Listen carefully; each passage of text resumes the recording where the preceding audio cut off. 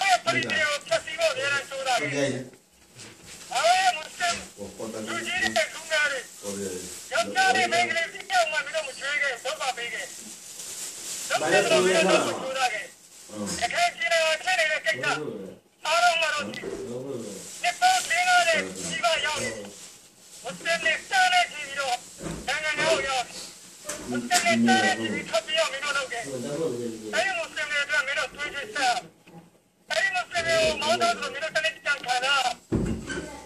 အဲ့ဒီမှာဘာဖြစ်လို့လဲမင်းတို့ဒီလိုမောင်းတော့ခဲ့အခုလက်ရှိတဲ့ရိုဟင်ဂျာမွတ်စလင်တွေကတော့ကားနေတယ်အခုလက်ရှိဒီချိန်ကြီးအဲ့တော့စိတ်သက်မှုတွေချူလို့ပြီးတော့ဒီရိုဟင်ဂျာမွတ်စလင်တွေပေါ်မှာစိတ်သက်မှုတွေကျေတော့ကတ်တနာရတဲ့အရာကြောင့်ဆိုချင်အင်ရှာအလ္လာဟ်